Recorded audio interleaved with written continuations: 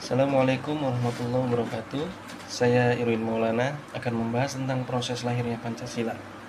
Proses lahirnya Pancasila dimulai dari pidatonya Soekarno pada hari keempat sidang pertama BPUPK, yakni tanggal 1 Juni 1945.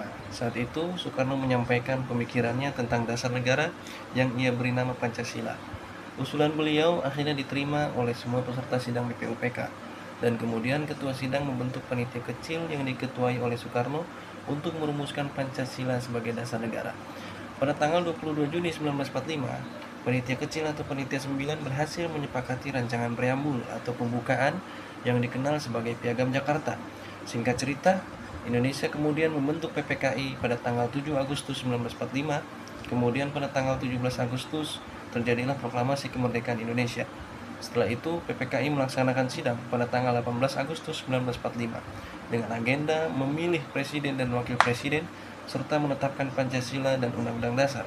Nah, sebelum Pancasila ditetapkan, demi terjaganya keutuhan NKRI, Muhammad Hatta dengan beberapa tokoh mengusulkan perubahan pada sila pertama, yang awalnya ketuhanan dengan kewajiban menjalankan syariat Islam bagi pemeluk-pemeluknya menjadi ketuhanan yang Maha Esa.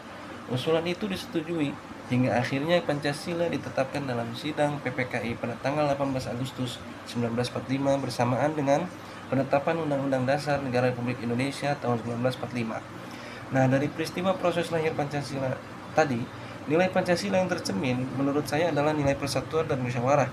Nilai persatuan terlihat ketika Muhammad Hatta beserta beberapa tokoh mengusulkan perubahan pada sila pertama, di mana saat itu para tokoh pendiri bangsa memiliki sikap rela berkorban, tidak memaksakan kehendak, dan lebih mendahulukan persatuan dan kesatuan bangsa, serta kepentingan bangsa dan negara di atas kepentingan pribadi dan golongan.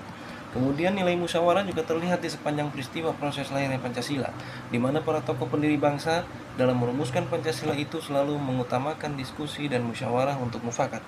Pelajaran yang dapat diambil dari peristiwa tersebut adalah pererat tali persatuan dan kesatuan bangsa, dahulukan kepentingan bangsa dan negara di atas kepentingan pribadi dan golongan, serta utamakan diskusi dan musyawarah dalam menyelesaikan segala tantangan dan persoalan. Terakhir, nilai Pancasila yang tadi saya sebutkan menurut saya masih sangat relevan bagi generasi muda saat ini yang sedang menghadapi berbagai macam tantangan baru seperti intoleransi, polarisasi politik, dan disrupsi digital. Nah, relevansi nilai persatuan dan musyawarah bagi generasi muda saat ini yaitu karena tantangan tersebut perlu dihadapi dengan mengutamakan persatuan dan kesatuan bangsa serta musyawarah untuk mufakat agar tantangan tersebut terasa ringan bila dihadapi bersama-sama. Sekian dari saya, terima kasih. Assalamualaikum warahmatullahi wabarakatuh.